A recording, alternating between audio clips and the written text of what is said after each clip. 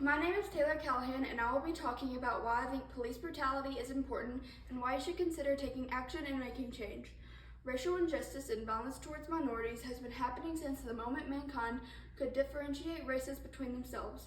From the transatlantic slave trade in the early 1500s to a civil war in 1861 to now a movement that was created by more racial violence against black people, an argument has risen about whether or not people of color, and more importantly black people, are treated wrongly by personal prejudices that police officers have formed. The contrasting sides of this argument have proved that it would be difficult to resolve this particularly fragile matter, as these incompatible sides show an immense amount of passion towards the subject. Everyone, including you, has an opinion on the matter, whether you make it vocal or keep it to yourself. Although everyone is entitled to their own opinion, I think that they should also be well educated on the topic before forming one. I believe that after doing my research and learning about all that has happened to minorities, I have a good enough understanding to address the problems that they face in ways that we can help to fight it. Due to the undeniable evidence that black people are treated wrongly by police officers, it is clear that we have systems and institutions that produce racially disparate outcomes, regardless of the intentions of the people who work within them. Today we will look at the ways that black people have been shown racial injustice in the past and present, and what we can do to help raise awareness for this issue. When referring to an excerpt by Ta-Nehisi Coates, he speaks from the perspective of someone who has experienced and seen certain prejudices inflicted upon minorities as someone who has yet to acknowledge these events until they become older and realize the world is much darker than they could ever have imagined. He starts by saying, "It was my expectation that anyone would ever be punished, but you were young and still believed. You stayed up till 11 p.m. that night, waiting for the announcement of an indictment. And when instead it was announced that there was none, you said, 'I've got to go.' And you went into your room, and I heard you crying." Even though no one is sure who Coates is referring to during this encounter, it is clear that when you are younger, your eyes are not as open to the cruelty that certain people receive on behalf of their race.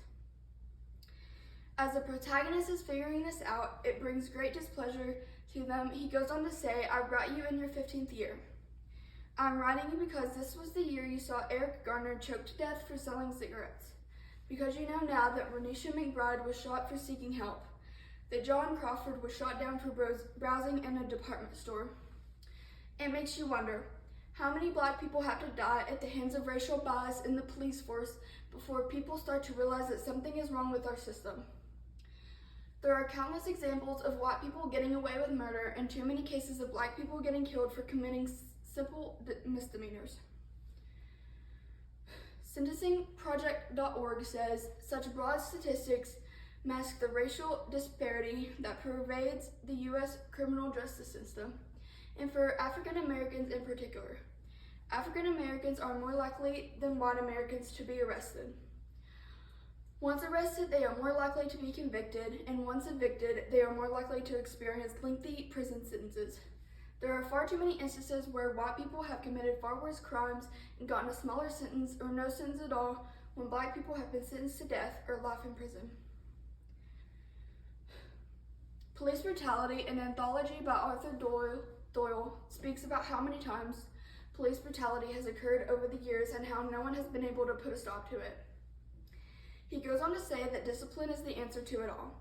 The period 1969-1971 saw a rash of shootings of black plainclothes cops, both on and off duty police officers, by white policemen. Several were badly wounded, and a black detective was shot dead by white officers as he was holding a suspect at bay. Doyle shows that not only black citizens are being harmed by the police force, but there have also been instances of black officers being shot dead when simply doing their jobs. Arthur Doyle goes on to say, "Discipline can force you to leave your attitudes in the locker. If it is made clear that you will get into a world of trouble if you take that attitude onto the job. When you get off duty, you can put on your racist hat if you want to, but in the meantime, you had better leave it in that locker." What he means by that is by enforcing more discipline and consequence to officers' decisions, that could end in changing the way black people are treated by the force. Of course, that won't stop them all from having their own racist prejudices, and so Doyle suggests that they leave it in that locker. Personal opinions and systematic racism should not be allowed when it comes to justice. So while you're in uniform, you need to treat every race with the same civility. PBS.org says 2/3 of Black Americans don't trust the police to treat them equally. Most white Americans do.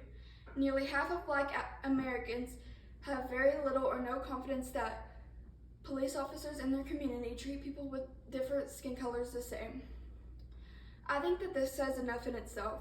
Black people have been so let down by police officers that many of them do not think that their lives are as prioritized as white people, and I agree. The statistics show that officers tend to put their racist ideologies into play when doing their job. In The War on Cops, How the New Attack on Law and Order, McDonald says, as 2015 progressed, few law enforcement practices escaped attack for allegedly imposing unjust burdens on blacks. But it was the virulent anti-cop rhetoric that was most consequential.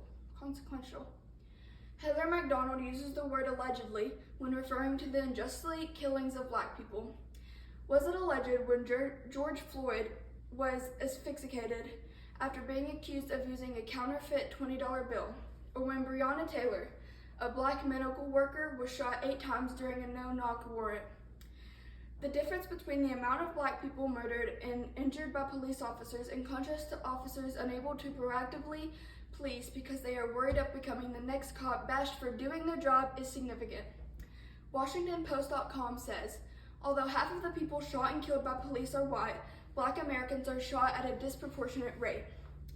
They amount for less than 18% of the U.S. population, but are killed by police at more than twice the rate of white Americans.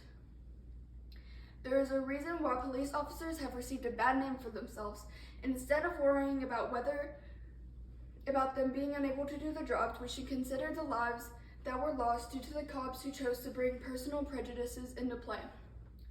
In conclusion, there has been a continuous battle towards ending racism and nothing has changed. Black people are still being wrongly accused of crimes, treated wrongly in communities, and being treated unfairly by police officers. Sadly, I believe that police brutality and racism will always be an issue in our country, but with peaceful protests and allowing the voices of Black people and other minorities to be heard, I believe that some change can be made. I encourage everyone to take the time to learn more about these issues in ways that we can work towards helping minorities during this time of racial injustice.